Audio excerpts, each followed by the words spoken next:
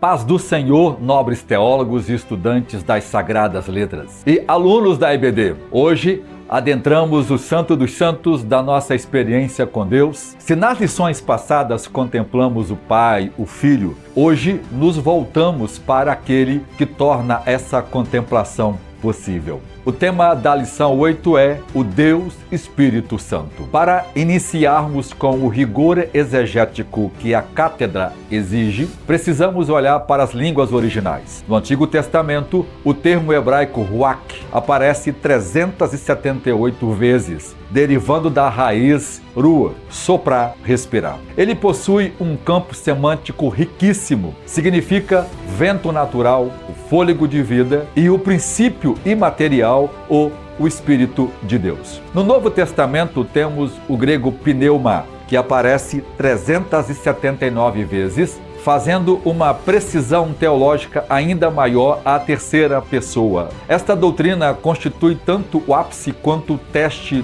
de fogo da ortodoxia trinitariana. Como magnificamente expressou Gregório de Nazianzo, quando vejo as três luzes, vejo uma só luz. Quando distingo, adoro três. Mas quando uno, adoro a unidade. Historicamente, o Espírito Santo sofreu o que os teólogos alemães chamaram de o esquecimento do Espírito ou o Deus esquecido. No século IV, enquanto a igreja lutava bravamente para defender a divindade de Cristo no Concílio de Nicéia em 325 d.C., o Espírito Santo muitas vezes ficava em segundo plano nas discussões. Alguns chamados pneumatomáquios, os que lutam contra o Espírito, dizia que ele era apenas um anjo exaltado ou uma força impessoal. Mas hoje, apoiado nas Escrituras e na robusta tradição cristã, vamos demolir qualquer ideia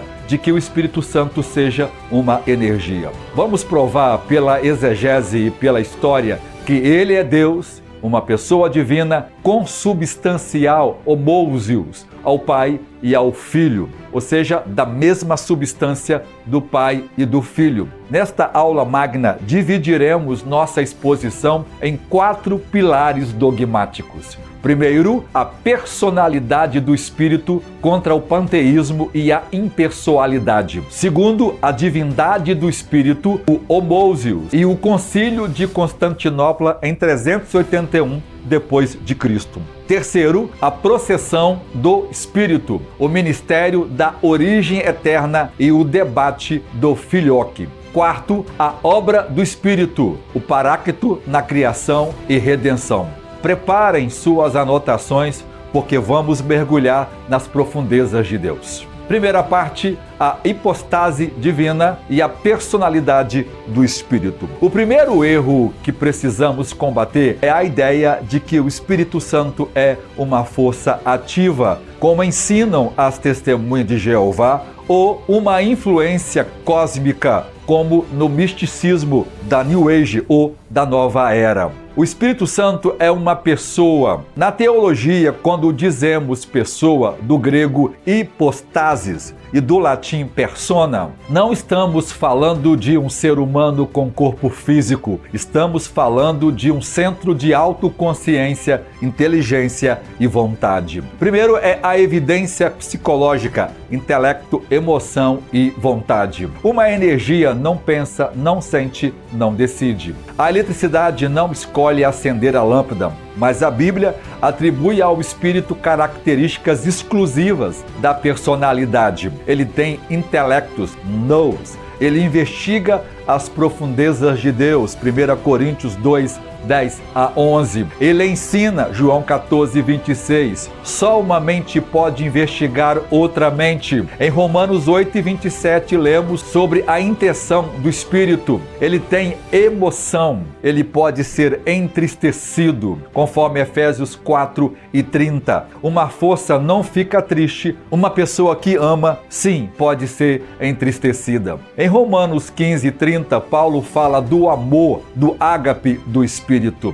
Ele tem vontade. Em 1 Coríntios 12, 11, sobre os dons, diz que ele distribui como ele quer. Ele tem soberania volutiva. Em Atos 16 e 7, ele impede Paulo de ir pregar na Bitínia. O segundo argumento é o argumento gramatical, o masculino neutro. Aqui, como exegetas, precisamos olhar para o grego. A palavra espírito é pneuma, que é um substantivo neutro. Gramaticalmente, os pronomes que se referem a ele deveriam ser neutros. Mas quebrando as regras da gramática, para preservar a teologia, Jesus usa o pronome masculino, ekeinos, aquele. Em João 16 e 13, Jesus diz assim: quando vier, porém, aquele, ekeinos, o Espírito da Verdade, João viola a gramática grega para nos dizer: não estou falando de uma coisa neutra, estou falando de um ele, de um outro, no masculino. É o outro consolador.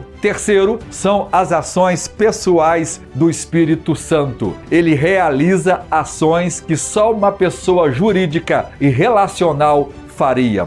Primeiro, ele testifica, João 15 e 26. Ele convence, João 16 e 8. Ele intercede, Romanos 8 e 26. Ele fala e comanda, Apocalipse 2 e 7. E lembramos que ele também pode ser resistido, Atos 7 e 51. Ele pode ser blasfemado, Mateus 12 e 31. Portanto, doutores e estudantes, rejeitamos qualquer teologia que trate o Espírito Santo como um fluido ou um poder impessoal. Ele é o eu divino que habita em nós. Segundo, o theos pneuma, a plena divindade do Espírito. Se ele é uma pessoa, quem é esta pessoa? É um anjo? É um ser criado? A resposta da ortodoxia, defendida por todos os concílios, é: ele é Deus. O texto áureo da pneumatologia é Atos 5, de 3 a 4. Nesse texto clássico, Pedro confronta Ananias. Versículo 3. Porque encheu Satanás o teu coração para que mentisses ao Espírito Santo. O versículo 4. Não mentiste aos homens,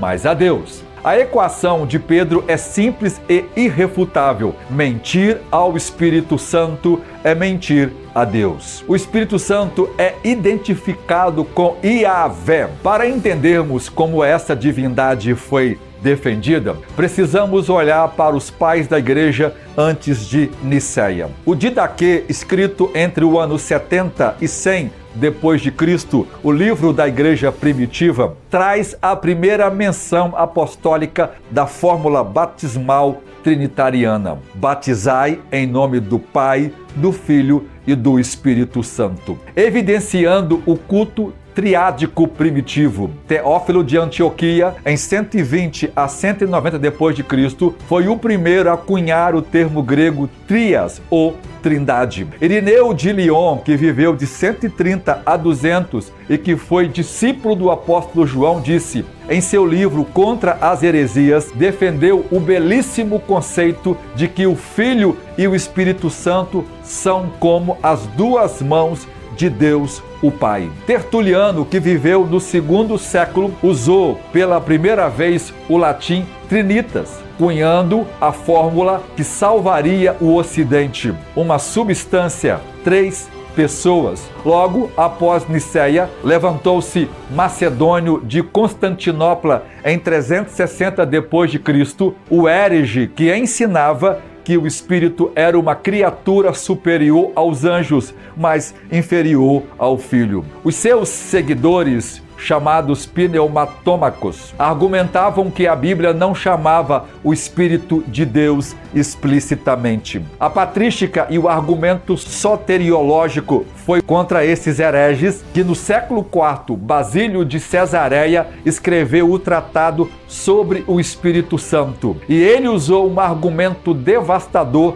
contra os hereges. Se o Espírito Santo não fosse Deus, ele não poderia nos santificar. Como uma criatura poderia nos unir ao Criador? Somente Deus pode nos tornar participantes da natureza divina. Quem separa o Espírito Santo do Pai e do Filho introduz o politeísmo. Para os pais da Igreja, a nossa salvação depende da divindade do Espírito. Se ele fosse menor que Deus, nosso batismo em nome do Pai, do Filho e do Espírito seria idolatria, pois estaríamos sendo batizados em nome de duas pessoas divinas e uma criatura. Terceiro, os seus atributos incomunicáveis. A teologia sistemática nos mostra que o Espírito possui atributos que só pertencem a Deus. Ele é onipresente, Salmo 139. Ele é onisciente, 1 Coríntios 2:10, diz que o Espírito penetra todas as coisas de Deus. Ele é onipotente. Lucas 1:35 diz que o Espírito gera a vida no ventre de Maria pelo dinamis, pelo poder do Altíssimo. Ele tem o atributo da eternidade. Hebreus 9:14, ele é chamado de Espírito Eterno, o grego eiônio. Quarto, o Concílio de Constantinopla em 381 depois de Cristo. Foi nesse concílio, com 150 bispos convocados por Teodósio I, que a Igreja oficializou o dogma, destruindo a heresia macedônia. O credo niceno-constantinopolitano declara: cremos no Espírito Santo, Senhor e vivificador, que procede do Pai, que com o Pai e o Filho é adorado e glorificado,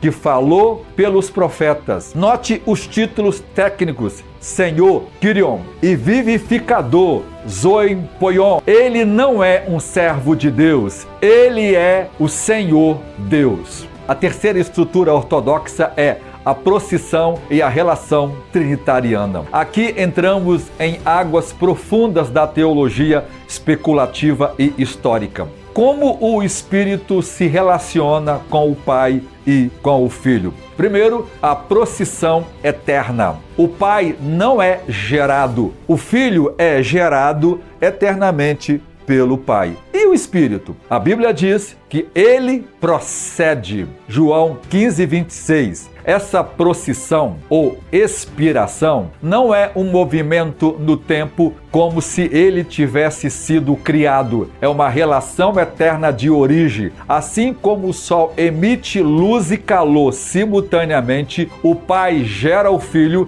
e expira o Espírito Santo eternamente. Aqui a gente tem agora a controvérsia do filioque. Nós não podemos ignorar o grande cisma. A Igreja do Oriente, que guardava a ortodoxia, dizia que o Espírito procede do Pai apenas. Eles queriam preservar a monarquia do Pai. Só o Pai é a causa. A Igreja do Ocidente, a latina protestante, influenciada por Agostinho, que via o Espírito como o amor entre o Pai e o Filho, acrescentou a cláusula filioque, que significa e do Filho. No Concílio de Toledo, em 589 d.C., o patriarca oriental Fócio rejeitou isso violentamente, chamando de heresia teológica e inovação.